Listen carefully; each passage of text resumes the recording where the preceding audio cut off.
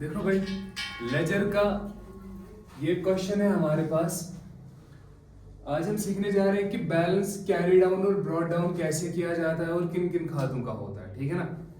समझे, यहाँ पे एक क्वेश्चन दिया है। देखो, क्वेश्चन दो प्रकार का हो सकता है। जो भी क्वेश्चन आपके यहाँ एग्जाम में पूछा जाएगा दो प्रकार का हो सकता है। सर कौन से दो प्रकार का? एक तो ऐसा क्वेश्चन कि जहां पे बिजनेस नया स्टार्ट हो रहा हो, है ना। अगर बिजनेस बिल्कुल ही कमेंस कर रहे हो, आप स्टार्ट ही कर रहे हो नया, तो वहां पे उस हिसाब से अपने को जर्नल करना है, उसके बाद लेजर बनाना है ना।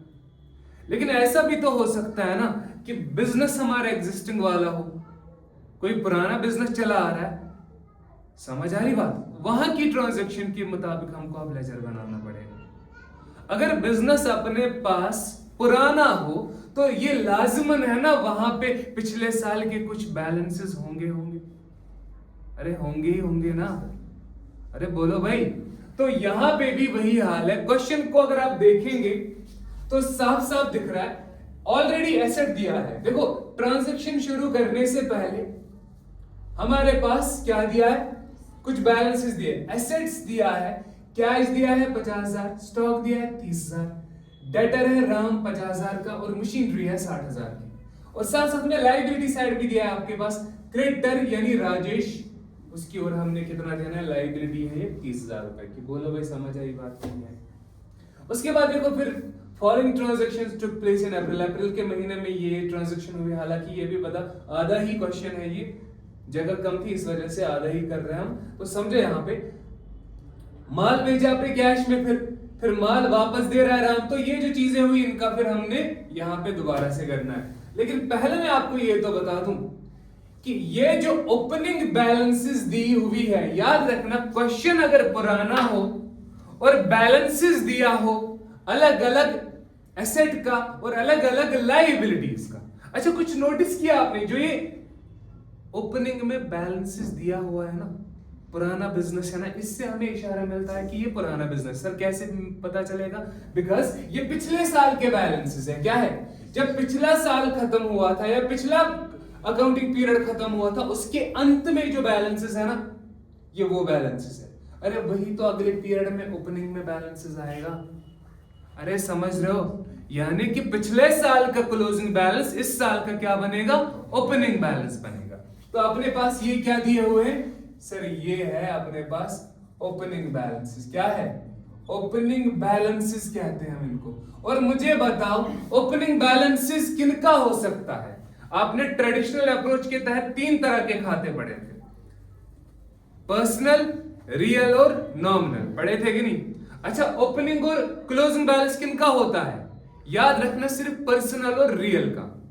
नॉमिनल वाले खाते वो तो ट्रांसफर किए जाते हैं सर, वो तो ट्रांसफर किए जाते हैं। कहां ट्रांसफर किए जाते हैं? या तो ट्रेडिंग में या फिर प्रॉफिट एंड लॉस अकाउंट में, उनकी मंजिल वही होती है। लेकिन एसेट और लायबिलिटी वाली, इन लोगों की मंजिल कहां पे होती है? इन आइटम्स की मंजिल होती है बैलेंस शीट में। कहां पे होती है? तो अगर आप नोटिस करेंगे, ओपनिंग बैलेंस और क्लोजिंग बैलेंस भी सिर्फ किन खातों का होता है? जिनका वास्ता बैलेंस शीट से होता है।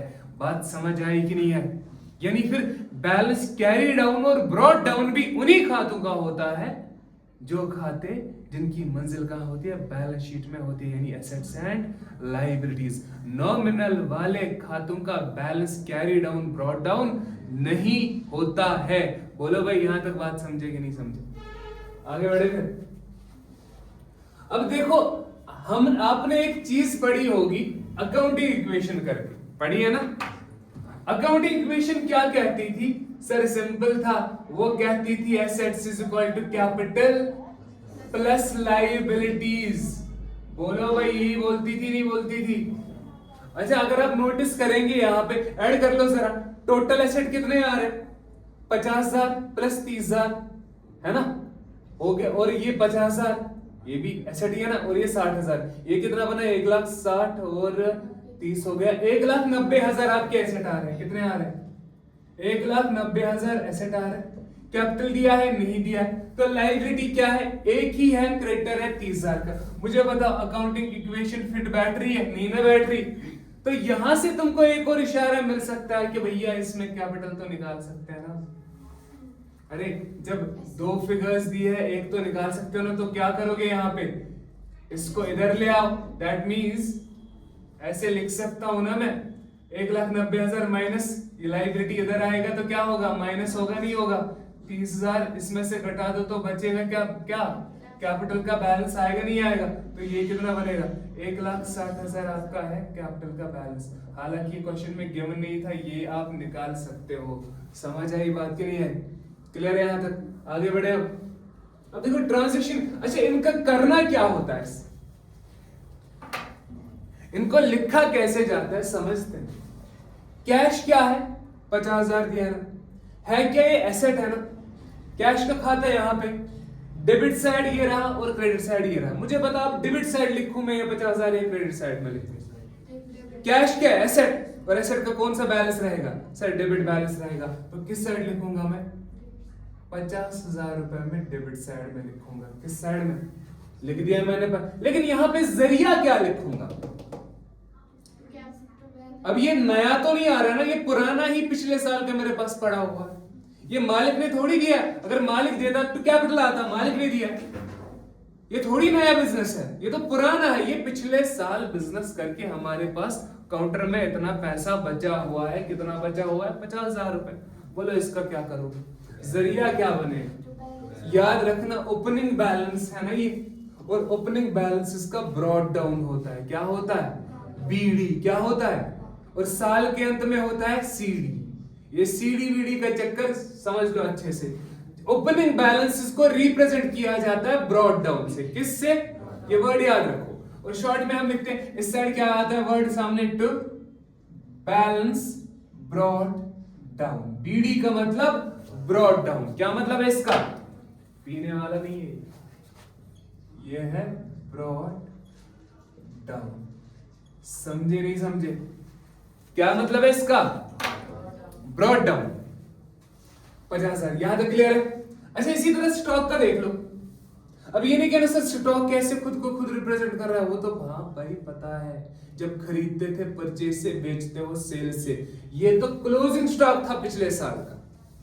समझ आई बात, ये वो माल है जो पिछले साल लाया तो गया था, तो रिप्रेजेंट आपने किया था परचेज, लेकिन ये बिका नहीं, तो ये ओपनिंग बैलेंस में आएगा नहीं आएगा, अरे समझ, दैट्स व्हाई इसको स्टॉक अकाउंट में ही लिखा जाएगा। कहां गया स्टॉक, तो ये भी क्या है, एसेट है ना, किस साइड लिखूं, debit side credit side, debit side ही लिखना पड़ेगा ना, तो कितना लिखना पड़ेगा सर, अरे 60,000 लिखना पड़ेगा। इसका भी क्या करेंगे, मैंने बोला ना ओपनिंग बैलेंस का टू बैलेंस ब्रॉड डाउन, 30,000 कितना था, स्टॉक 30 है तो 30 लिख, कहां है 30, स्टॉक, अच्छा 30 है, सॉरी मुझे लगा 60,000,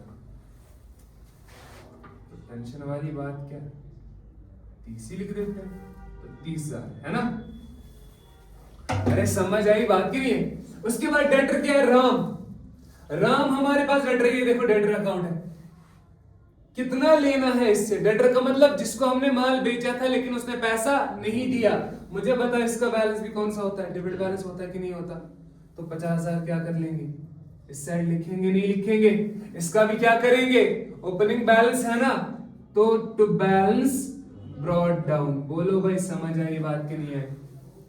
अच्छा उसके बाद क्या हुआ, मशीनरी, मशीनरी पे क्या है, एसेट है, कहां है मशीनरी अकाउंट, ये देख लो, इसका बैलेंस भी क्या होगा, डेबिट बैलेंस, तो डेबिट ही लिखेंगे 60,000 रुपए से, तो यहां पे फिर से क्या लिखेंगे, टू बैलेंस ब्रॉड डाउन। अरे आसान है नहीं है, ओपनिंग में हमेशा ब्रॉड डाउन, ओपनिंग में हमेशा ब्रॉड डाउन, और साल के क्लोजिंग में कैरी डाउन यानी सीडी, याद रखना। अच्छा एक और है, क्रेडिटर है 30,000 रुपए का, बोलो भाई कहां है क्रेडिटर, हाँ यहां रहा ना, ये रहा 30,000 रुपए का है ना।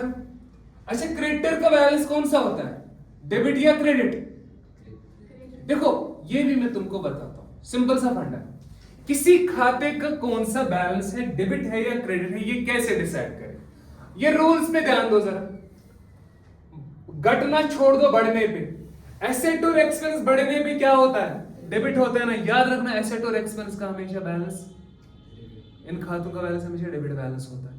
अगर तुमसे पूछा जाएगा ना किसी खाते का डेबिट बैलेंस है क्रेडिट बैलेंस है, अगर वो एसेट और एक्सपेंस हुआ तो हमेशा डेबिट बैलेंस होगा, कैपिटल लायबिलिटी इनकम हुआ तो क्रेडिट बैलेंस रहेगा। समझ आए बात, सिंपल चीज है ना। तो क्रेडिटर क्या है, लाइबिलिटी है, इसका बैलेंस क्या रहेगा, क्रेडिट बैलेंस है, तो किस साइड दिखाऊं, क्रेडिट वाले साइड पे 30,000। अब देखो फर्क बस इतना है, 1 2 3 4 4 खातों में डेबिट साइड था यानी एसेट थे ये, अब ये क्रेडिट साइड है ना। फर्क बस एक चीज का, यहाँ पे भी बीडी ही आएगा, क्या आएगा, लेकिन इस साइड है ना, इस साइड वर्ड आता है बाय, क्या आता है बाय। देखो बाकी सेम है, बैलेंस ब्रॉट डाउन, देखो इधर भी बैलेंस ब्रॉट डाउन, इधर भी बैलेंस, फर्क क्या है, ये इस साइड आया तो टू लगा, इस साइड आया तो बाय लगा। ये जो बैलेंस ब्रॉट डाउन है ना, टू बैलेंस ब्रॉट डाउन हो या बाय बैलेंस ब्रॉट डाउन हो, डिपेंडिंग कि किस साइड हो, डेबिट साइड हो या क्रेडिट साइड हो। इसका मतलब सिर्फ इतना है कि हमारे पास बिजनेस पुराना है और हमारे पास एग्जिस्टिंग बैलेंसेस दिए हुए थे, पिछले साल के क्लोजिंग बैलेंसेस अब इस साल में क्या बनेंगे, ओपनिंग बैलेंसेस बनेंगे। दैट्स व्हाई आप इन खातों में ये ओपनिंग बैलेंसेस लिख लेते हो। जरूरी नहीं कि हर किसी खाते का balance brought down carry down हो, ठीक है ना। देखो ब्रॉट डाउन उसी का होगा जो पिछले साल बचा हुआ होगा। अरे नहीं समझे बात को, मतलब कोई कर्जा आपने पिछले साल लिया था, मान लो आपने 2 कर्जे लिए, क्या लिए, एक कर्जा आपने पिछले साल में ही चुका दिया, तो उसका कैरी डाउन होगा, नहीं होगा, वो तो पिछले साल ही खत्म हो गया होगा ना, चुका दिया ना आपने, लायबिलिटी रही नहीं रही, खत्म कहानी, न कैरी डाउन होगा ना ब्रॉट डाउन होगा। लेकिन एक और कर्जा है जो आपने लिया था पिछले साल ही, लेकिन जिसका पेमेंट थोड़ा किया था, थोड़ा बाकी था। अगर बाकी था तो बकाया था, तो लायबिलिटी बनेगी साल के एंड पे, तो कहां जाएगा, बैलेंस शीट के लायबिलिटी वाले साइड में। तो बैलेंस कैरी डाउन हुआ होगा, हाँ सर हुआ होगा, तो इस बार क्या होगा, ब्रॉट डाउन भी तो होगा। इसी तरह हर किसी एसेट का भी, समझ आई बात, क्लियर है। तो balance carry down brought down, समझ आया क्या सिस्टम चलता है। ब्रॉट डाउन वहां पे है जो ओपनिंग बैलेंस, यानी ब्रॉट डाउन रिप्रेजेंट कर रहा है ओपनिंग बैलेंसेस को, किनको, और ओपनिंग बैलेंसेस साल के पिछले साल के क्या होते हैं, क्लोजिंग बैलेंसेस। क्लियर है यहां तक। अब क्वेश्चन करें हम, देखो बच्चे, विदाउट जर्नल अब लेजर बनाएंगे हम, ठीक है। सोल्ड गुड्स फॉर कैश, अगर आप चाहो तो कैपिटल अकाउंट भी बना सकते हो, उसमें बैलेंस लिख सकते हो। किस साइड लिखो, कैपिटल का कौन सा बैलेंस होता है, क्रेडिट बैलेंस होता है ना, तो कैपिटल का खाता बना के बाय बैलेंस, इसी तरह क्रेडिट साइड ही लिखा जाएगा, बाय बैलेंस ब्रॉट डाउन कितना, 1,60,000। समझ आई बात, अरे बोलो ना समझ आई कि नहीं आई, अभी देख लो भाई। माल आपने बेचा कैश में 7,000 रुपए का, मुझे बताओ क्या हुआ होगा, जर्नल का यूज किए बिना कैश आया ना, अरे कैश आया ना, माल जब आपने कैश में बेचा तो कैश आया होगा कि नहीं आया होगा, तो कैश क्या हुआ होगा, कैश क्या एसेट, एसेट बढ़ा तो डेबिट करने का तो डेबिट कर देंगे ना, कितना सर 7,000 रुपए। जरिया क्या बना, एग्जैक्टली माल बेचा आपने तो जरिया बनेगा, माल गया तो सेल्स अकाउंट, समझ आई बात। लेकिन सेल्स अकाउंट हमने बनाया कहीं पे, हाँ कहां बना, ये है ना सेल्स अकाउंट। तो सेल्स अकाउंट जो है, खुद सेल्स क्या हुआ है, देखो एंट्री क्या हुई होगी, cash account debit to sales account credit, यानी कैश डेबिट सेल्स क्रेडिट, तो सेल्स क्या हुआ है, क्रेडिट हुआ है, तो क्रेडिट कर देंगे 7,000 रुपए से। जरिया क्या बनेगा, इसका जरिया बनेगा बाय कैश अकाउंट। अरे समझ आई बात, इसका कोई ओपनिंग बैलेंस नहीं था, क्यों नहीं था, देखो ये जो डिस्काउंट है, कमीशन है, परचेज अकाउंट है, सेल्स अकाउंट है, इनकम वाला अकाउंट, गेन वाला अकाउंट, एक्सपेंस वाला अकाउंट, या कोई भी लॉस वाला अकाउंट, सिंपली कोई भी नॉमिनल अकाउंट। नॉमिनल अकाउंट का याद रखना balance brought down carry down नहीं होता है, बिकॉज इनका ओपनिंग एंड क्लोजिंग बैलेंस नहीं होता है। क्यों नहीं होता है, बिकॉज इनकी मंजिल बैलेंस शीट नहीं है। समझ आई बात, ये टेम्पररी खाते होते हैं जिनकी मंजिल हर साल इनको लिया जाता है, या तो ट्रेडिंग अकाउंट में या फिर प्रॉफिट एंड लॉस अकाउंट में। बोलो भाई बात समझ आई कि नहीं है, क्लियर है। हाँ एक और चीज मैं बता दूं, ट्रायल बैलेंस बनाने के गरज से तुम नॉमिनल अकाउंट का भी कैरी डाउन लिख सकते हो, बट वो सही नहीं है, लेकिन फिर भी लिख सकते हो। समझ आई बात, असल में नॉमिनल अकाउंट का कैरी डाउन ब्रॉट डाउन नहीं होता है, बात याद रखना। लेकिन फॉर प्रिपेयरिंग ट्रायल बैलेंस, उस पर्पस के लिए, समझ आई बात, वहां पे आप कैरी डाउन कर सकते हैं, किनका, नॉमिनल अकाउंट्स का भी। अरे समझ रहे हो बात को कि नहीं समझ रहे हो, क्लियर है? है तो नजर। सेल्स अकाउंट आ गया हमारा, पहली एंट्री डन है, डन है। गुड्स रिटर्न पे राम 1000। अब राम कौन है? सर राम तो डेटर है जिसको हमने माल बेचा था। अब उसने बोला भैया ये लो 1000 का माल वापस, मेरे को नहीं चाहिए। अब एंट्री क्या होगी? देखो क्या होगी, क्या राम हमारा डेटर रहेगा इस 1000 के लिए? अब नहीं रहेगा। तो डेटर को क्या करना है? खत्म करना है। जब वजूद में आया था तो डेबिट था, अब खत्म करना है तो डेटर क्या करेंगे? क्रेडिट करेंगे। लेकिन डेबिट क्या करेंगे? Sales return. बिल्कुल सही। तो याद रखना, जब माल बेचते हो कस्टमर को तो सेल्स क्रेडिट होता है, जब वही कस्टमर वापस देता है ना तुमको, रिटर्न करता है, तो सेल्स रिटर्न डेबिट होता है। इसी तरह परचेज, जब माल खरीदते हो तो डेबिट होता है परचेज अकाउंट, जब क्रेडिटर को माल वापस करोगे तो परचेज रिटर्न क्रेडिट होता है। ठीक है ना? तो सेल्स रिटर्न क्या होगा? डेबिट होगा। माल वापस आया ना कितना? 1000 का, तो डेबिट कर दो 1000 रुपए से। जरिया क्या बनेगा? अरे बोलो ना, जरिया क्या बने? सेल्स रिटर्न डेबिट कर दिया, जरिया क्रेडिट क्या करोगे? राम अकाउंट, बिकॉज डेटर, अब वो डेटर नहीं रहा, कम डेटर यानी एसेट कम हुआ तो क्रेडिट, तो राम अकाउंट। बोलो भाई समझ आई बात कि नहीं है? क्लियर है यहाँ तक? तो दूसरी एंट्री भी खत्म। नहीं, राम अकाउंट में भी तो लिखनी पड़ेगी ना।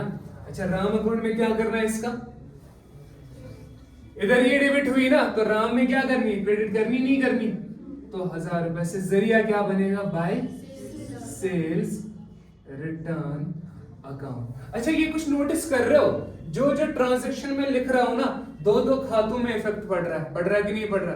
एक खाते में डेबिट हो रहा है वही ट्रांजैक्शन, दूसरे खाते में वही ट्रांजैक्शन क्रेडिट हो रही है। अरे इसी को तो हम कहते हैं ना double entry system. Double entry book keeping यही तो है कि हर एक ट्रांजैक्शन कम से कम दो खातों को इफेक्ट करेगी ही करेगी, बिकॉज पहलू तो दो होते हैं ना, डेबिट वाला पहलू और क्रेडिट वाला पहलू। समझ लो बात को कि नहीं समझते? अच्छा, तीसरा, purchase goods from Rajesh of list price 10,000 for 9,000। अच्छा, इसका मतलब समझा मुझे? राजेश से आपने माल खरीदा, कहता है लिस्ट प्राइस। लिस्ट प्राइस बोले तो जब आप गए, बोला राज से भैया कितने का है? उसने बोला यार ज्यादा हो रहा है, थोड़ा कम कर दो। उसने बोला चलो ठीक है, काम कर दो, 9,000 रुपए दे दो। तो कितना कम किया उसने? 1000 कम किया।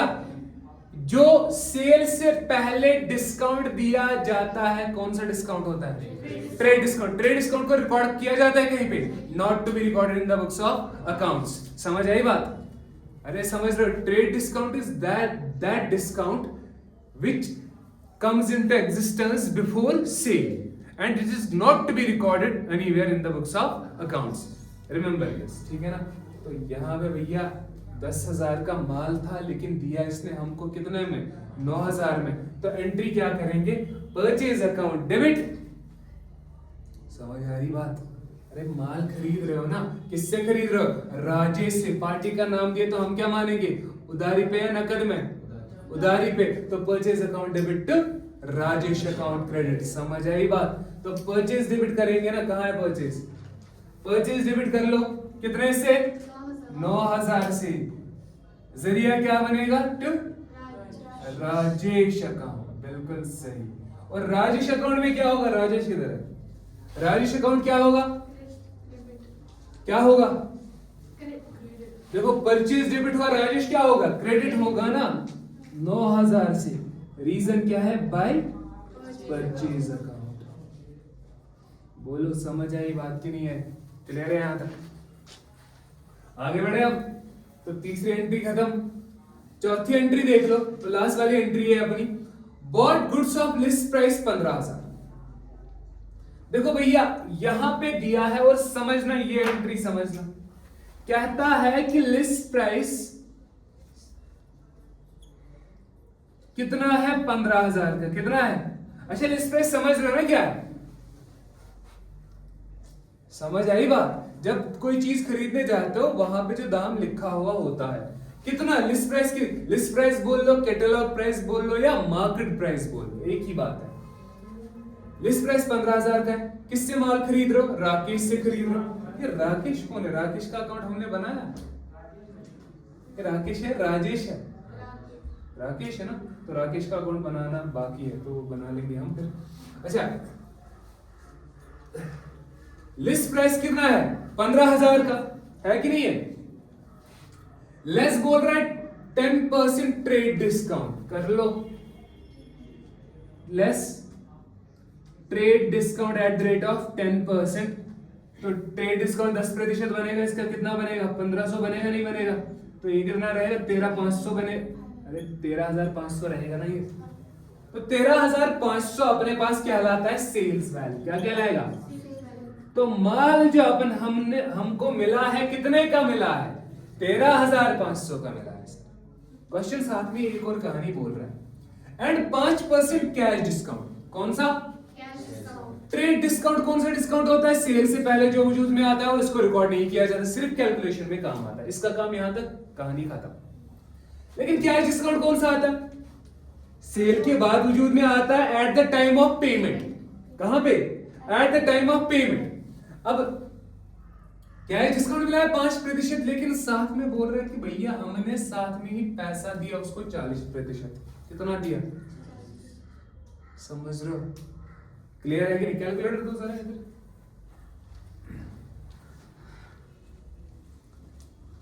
देखो भाई, यहां पे ध्यान देना, सेल्स वैल्यू कितना है, यानी कि असल में माल कितने का दे रहा है राजेश अपने को? राजेश है राकेश है व्हाटएवर, राकेश हमको कितने में दे रहा है अब माल? 13,500 में। लेकिन यहाँ पे दिक्कत ये है कि हम उसको 40% पैसा साथ में दे रहे हैं, लेकिन 60% पैसा हमने साथ में नहीं दिया। दैट मींस ये हम पे कर्जा बनेगा। क्या बनेगा? कर्जा बनेगा। देखो भाई, अब 13,500 का 40% कितना बनता है? वो बनता है 5400, यानी 5400 ये रहा। और 60% 13,500 का बनेगा 8100, 8,100 बनेगा। कितना बनेगा? अरे बोलो ना, 8,100 प्लस 5400 टोटल बना 13,500। कितना बना? 8 5 13 और 500। ठीक है ना? अब सवाल उठता है सर कैश डिस्काउंट किस पे मिलेगा? इस पे या इस पे? मैंने क्या बोला? Cash discount. देखो ये कहानी तो आप खत्म कर ही दो, इसका कोई काम है नहीं। अब इतने पे माल बेचा गया, क्वेश्चन बोला 5% का कैश डिस्काउंट मिला, कितने पे मिलेगा? क्वेश्चन ने साथ में बोला भैया 40% का पैसा हमने उसको साथ में ही दे दिया। दैट मींस 60% का पैसा हमने नहीं दिया, तो कैश डिस्काउंट किस पे मिलता है? अभी बोला मैंने, जितने का पेमेंट आया हो या गया हो। तो पेमेंट कितना गया? 5400। तो कैश डिस्काउंट 5% किस पे मिलेगा? 5400 पे। तो बताओ 5400 का 5% कितना बनता है? 270 रुपए। कितना बनता है? 270। तो देना कितना पड़ेगा? 5400 जब मैंने दिए माइनस 270, तो पैसा देना पड़ेगा 5130 रुपए। कितना देना पड़ेगा? 5130 रुपए। बोला भैया समझ आई बात की नहीं आई? अच्छा, इस एंट्री को लिख भी लेते हैं, जर्नल एंट्री को। क्या एंट्री करोगे? अरे क्या करोगे? माल खरीदोगे तो परचेज अकाउंट डेबिट करोगे। ये दिख रहा है? दिख रहा है कि नहीं दिख रहा? परचेज अकाउंट डेबिट कितने से? 13,500 से। अभी बताओ, माल खरीदा है ना हमने? खरीदा है, बेचा है? अच्छा, बहुत गुड्स खरीदा है। तो कैश कितना गया? कैश अकाउंट क्रेडिट कितना पैसा दिया तुमने? 5130। तो डिस्काउंट भी तो मिला ना, डिस्काउंट अपने को मिला तो इनकम है, बढ़ा तो क्रेडिट। तो डिस्काउंट रिसीव्ड अकाउंट क्रेडिट कितना? 270 रुपए ये रहा। और कर्जा भी तो चढ़ा ना 8,100 का, तो लायबिलिटी बढ़ी तो उसका भी क्रेडिट करना है। किसकी लायबिलिटी? तो राकेश अकाउंट क्रेडिट कितना? अरे बोलो ना, 8,100। मुझे बताओ भाई, समझ आई बात की नहीं? अरे क्लियर है या नहीं है? अरे क्लियर है? अब देखो कितने खाते इन्वॉल्व है एक एंट्री में। कैश, डिस्काउंट, राकेश और परचेज, 4 खाते। ये कंपाउंड जर्नल एंट्री है कि नहीं है? अब कंपाउंड जर्नल एंट्री किस तरह से पोस्ट की जाती है ये भी समझते हैं। मुझे बताइए कैलकुलेशन समझ आई कि नहीं है? इसको मैं मिटा दूं, जगह अपने पास कम है ना, तो यहीं पे हम खाते बनाएंगे। ध्यान से समझना, किसका खाता पेंडिंग है अपने पास? डिस्काउंट रिसीव्ड हमने बनाया है ना, डिस्काउंट अकाउंट तो बनाया हुआ है, राकेश बनाना है, कैश भी बना है, परचेज भी बना है, तो बस राकेश बनाना है ना, तो बना लो राकेश अकाउंट। ये बना राकेश अकाउंट, और राकेश अकाउंट भी क्या है? ये क्रेडिटर है ना, इससे भी हम माल खरीद रहे हैं, तो डेबिट अपनी सहूलियत के लिए तुम लिख सकते हो ब्रैकेट में डेटर है या क्रेडिटर, जब भी किसी पार्टी का नाम दिया हो, ठीक है ना? अब समझ रहे हो बात को? चलो भाई, अब देखो परचेज क्या हुआ है। परचेज हुआ है, डेबिट हुआ है ना, तो परचेज अकाउंट किधर है? परचेज अकाउंट का, अच्छा ये परचेज अकाउंट है ना, तो डेबिट करना है ना, लेकिन जरिए कितने हैं इधर ध्यान दो। जरिए है परचेज के 1, 2 और 3, बोलो भाई टोटल कितना डेबिट होना है? 13,500, लेकिन जरिए 3 है ना, इसलिए मैं क्या करूंगा, इस 13,500 को तोड़ तोड़ के लिखूंगा। क्या लिखूंगा? करना क्या है? डेबिट ही करना है, तो डेबिट ही करूंगा मैं। कितना? लेकिन तोड़ तोड़ के 5130, 270 और 8100। बताओ भाई समझ आई बात की नहीं? अरे समझ रहे हो? और रीजन अपना अपना लिखूंगा। परचेज डेबिट हुआ तो डेबिट ही किया मैंने, टोटल ये प्लस ये कर लो, आया ना 13,500। 13,500 डेबिट करना, लेकिन जरिए 3 थे ना, इसलिए तोड़ के लिखना पड़ा। क्या लिखना पड़ा? तोड़ के। नहीं तो देखो अगर मैं डायरेक्टली लिख लेता तो रीजन एक ही होता तो काम बन जाता मेरा, लेकिन रीजन क्या थे? 3 थे, इस वजह से तोड़ के लिखना पड़ा। इस चीज का ख्याल रखना कंपाउंड जर्नल एंट्री में। बताओ भाई, रीजन है यहाँ पे, ये जरिया है टू कैश अकाउंट, ये जरिया है टू डिस्काउंट रिसीव्ड अकाउंट, और इसका जरिया है टू राकेश अकाउंट। बताओ भाई समझ आई बात की नहीं आई? अरे समझ रहे हो? तो ज्यादा छोटा हो गया, चलो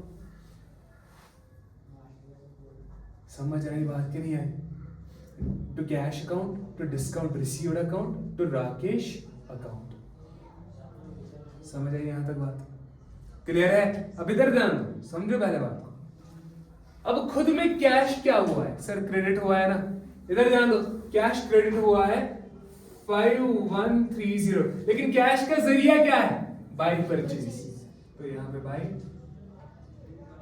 परचेज अकाउंट। डिस्काउंट रिसीव्ड क्या हुआ है? क्रेडिट हुआ है, तो डिस्काउंट रिसीव्ड क्रेडिट हुआ है, यहां पे लिखना डिस्काउंट अलाउड है, रिसीव्ड, डिस्काउंट रिसीव्ड अकाउंट।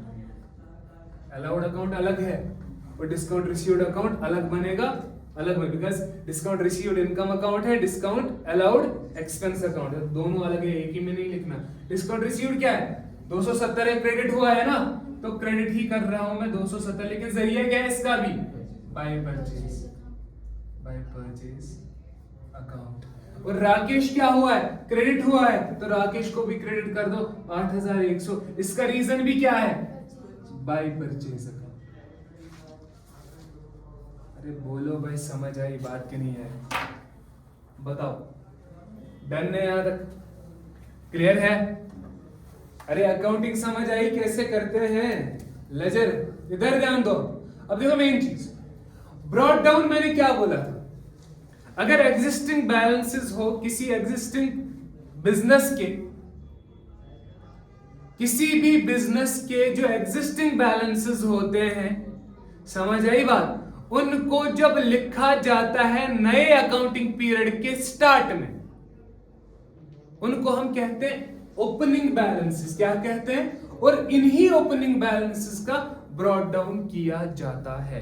या तो ये एसेट वाले खाते होंगे या ये लायबिलिटीज वाले खाते होंगे। नॉमिनल वाले खातों का बैलेंस ब्रॉट डाउन नहीं होता है, न कैरी डाउन ही होता है। क्यों? बिकॉज उनकी मंजिल वो ट्रांसफर ही की जाती है, ट्रांसफर एंट्री होती है उनके केस में। वो आगे जाके समझना है आप लोग को। अभी देखो भैया, कैश है, जरा बताओ मुझे कैश का क्या हाल हो रहा है? कैश तुम्हारे पास आ रहा है, देखो पिछले साल का कैश बचा था 50,000, समझो इस अकाउंट का। बैलेंस ब्रॉट डाउन का मतलब पिछले साल का कैश बचा था 50,000, कितना था सर 50,000।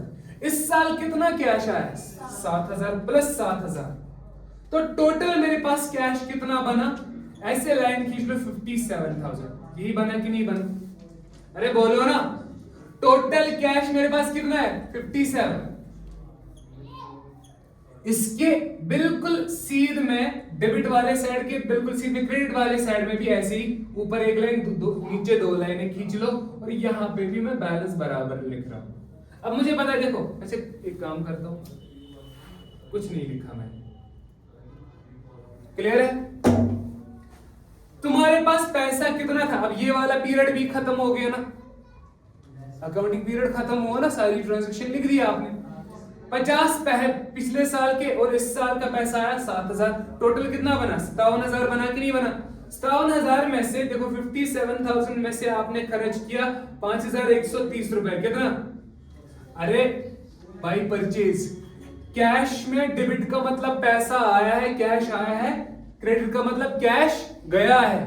अरे ये तो समझ आ रही है ना बात, देखो माल खरीदा है, बाई परचेज लिखा भी है, माल जब खरीदा तो 5,130 रुपए का खरीदा था, तो 57,000 माइनस 5,130, मेरे पास पैसा कितना बचा 5,1,870, कितना बचा, इतना पैसा मेरे पास बचा ना, देखो इतना पैसा था, इतना खर्च किया, बचा इतना।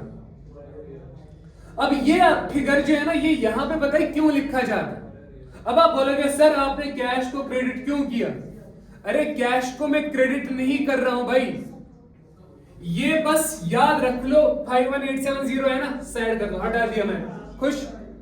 इतना पैसा था मेरे पास, इतना खर्च हो गया, मुझे ये भी तो लिखना पड़ेगा ना कि बचा कितना हुआ, कितना पैसा मेरे पास बचा हुआ है, तो कितना बचा हुआ है मेरे पास 5,1,870। आप ऐसा भी समझ लो, कैश में टोटल डेबिट कितना हुआ है, टोटल डेबिट कैश का है 57,000 है ना, क्रेडिट टोटल कितना है 5,130। मुझे बताओ दोनों में से दोनों की जंग होगी तो जीतेगा कौन, सर डेबिट जीतेगा। कितने से जीतेगा, कितने से एक्स्ट्रा है ये 5,1,870 से डेबिट जीतेगा, बिकॉज इतना ही एक्स्ट्रा है कि नहीं।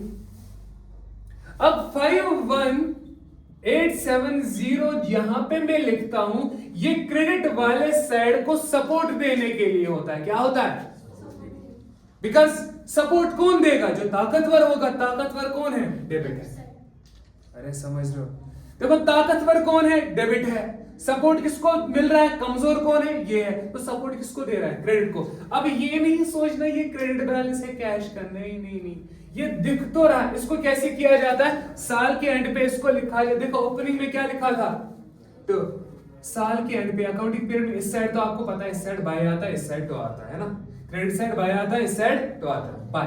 देखो बैलेंस का फिर से मैं लिख रहा हूं बैलेंस, लेकिन साल के अंत में, साल के स्टार्टिंग में बीडी था ना, साल के एंड पे बीडी के बदले लिखा जाता है सीडी। सीडी का मतलब कैरी डाउन, समझ, यानी इस खाते का इतना बैलेंस हमारे पास बचा हुआ है, ये है इसका मतलब।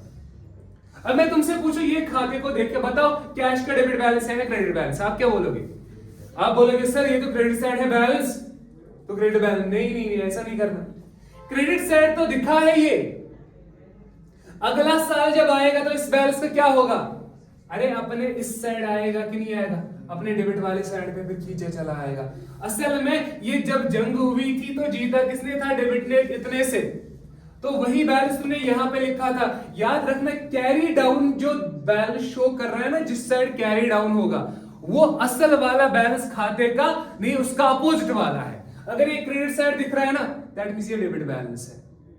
समझ आई बात, बिकॉज ये क्या है, ये तो सपोर्ट देने के लिए मैंने, और टैली करने के लिए, किस लिए, टैली करने के लिए। तो यहां पे भी 57 और यहां पे भी 57 आएगा कि नहीं आएगा, बोलो भाई। फिर टैली करने के लिए मैंने इस फिगर को यहां पे लिखा, ये नहीं सोचना कि मैंने क्रेडिट किया। बोलो भाई बात समझ आएगी नहीं, क्लियर है। इसी तरह इस खाते का देखो, जिसका कुछ नहीं दिया उसका क्या करोगे, simply by balance carry down 30,000। अरे समझ रहे हो, अरे बोलो ना, जिसका कुछ नहीं दिया सीधा लिख दो। देखो राम का देख लो, डेटर था ना, ये हमारा डेटर था, इसके पास कितना पैसा था हमारा पिछले साल का 50,000 रुपए। इस साल फिर इसने 1,000 रुपए का माल वापस भेजा था कि नहीं भेजा था। अब इसके पास कितना है हमारा 49 ही है ना, तो 49,000 ही है हमारा इसके पास। तो देखो यहाँ पे भी जब जंग होगी तो जीतेगा कौन, डेबिट साइड जीतेगा। क्रेडिट सिर्फ 1,000 है, कितने से जीतेगा 49,000 से। जब डेबिट साइड ने 49,000 से जीता तो पावरफुल कौन है, डेबिट साइड। तो सपोर्ट किसको चाहिए, क्रेडिट साइड को। दैट्स व्हाई क्रेडिट साइड को ये सपोर्ट दे रहा है बाय। इधर भी क्या होगा, साल के एंड पे क्या होगा, या मंथ के एंड पे, या अकाउंटिंग पीरियड के एंड पे, by balance carry down, CD होगा, कैरी डाउन होगा। 49,1 बना 50,000 ऐसे लिखा जाता है टैली करने के गरज से, और 50,000 ऐसे लिखा जाएगा। बोलो भाई समझ आई बात कि नहीं आई। इसी तरह देख लो सेल्स रिटर्न में कुछ है नहीं ना, अरे नहीं है ना, तो सिंपली क्या करेंगे, बाय बैलेंस कैरी डाउन 1,000। इधर क्रेडिट 0 था, डेबिट 1,000 था, जीता किसने फिर से, डेबिट वाले साइड ने, कितने से 1,000 से, इसलिए सपोर्ट दे रहा है क्रेडिट साइड को। तो इसका बैलेंस भी कौन सा है, डेबिट बैलेंस ही है, याद रखना क्या है, डेबिट बैलेंस ही है ना, हालांकि शो हो रहा है क्रेडिट साइड, क्यों, बिकॉज सपोर्ट दे रहा है इसको। अच्छा परचेज का देख लो, 9,000 था प्लस 5130 प्लस 270 प्लस 8100, तो ये आ गया हमारा 22,500। कितना, 22,500। इस साइड कुछ है नहीं ना, तो यहां भी कौन जीतेगा, डेबिट साइड है क्रेडिट साइड। तो यहां पे भी क्या करोगे, बाय बैलेंस कैरी डाउन 22500, इधर भी बैलेंस में 22500।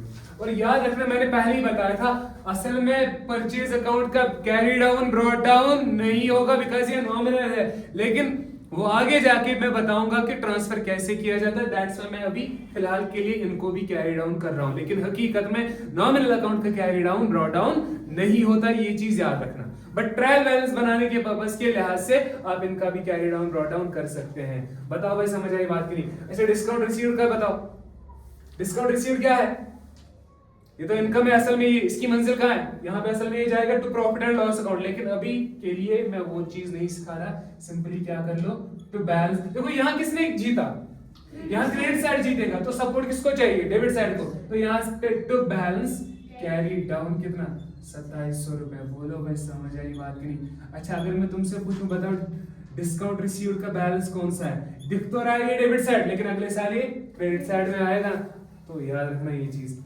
इसी तरह और क्या बचा हमारे पास, राकेश, इसका भी टू बैलेंस कैरी डाउन 80,100, तो टैली करने के लिए यहाँ भी किसने जीता, क्रेडिट साइड, क्रेडिट बैलेंस ही है इसका भी, ये चीज याद रखना। उसके बाद सेल्स यहाँ भी क्या बैलेंस है, क्रेडिट है, टू बैलेंस कैरी डाउन 7,000।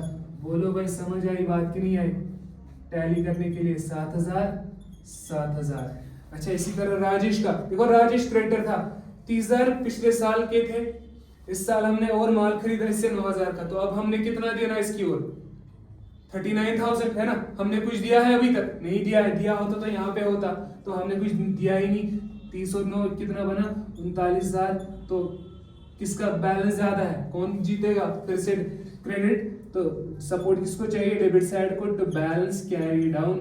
समझ रहे हो बात को कि नहीं समझ रहे, 39। देखो अगले साल की ओपनिंग में पता है क्या होगा, फिर जो क्रेडिट साइड आया ना, जो क्रेडिट साइड जिसका बैलेंस आया कहां गया, इनका डेबिट होगा, और जो डेबिट साइड है उनका वो क्रेडिट में शो होंगे ओपनिंग में, यही तो, बिकॉज फिर ब्रॉड डाउन जो बैलेंस दिखाता है वो हकीकत वाला बैलेंस होता है, कैरी डाउन जो बैलेंस शो करता है वो तो सपोर्ट वाला होता है, उसका उल्टा मानना है आपने, समझ आई बात। तो इसी तरह फर्नीचर में ना कुछ एडिशन हुआ ना कुछ गिरावट हुई है, तो यहाँ पे फिर से मैं क्या मान के चलूं, by balance sorry carry down कितना, 60,000 रुपए।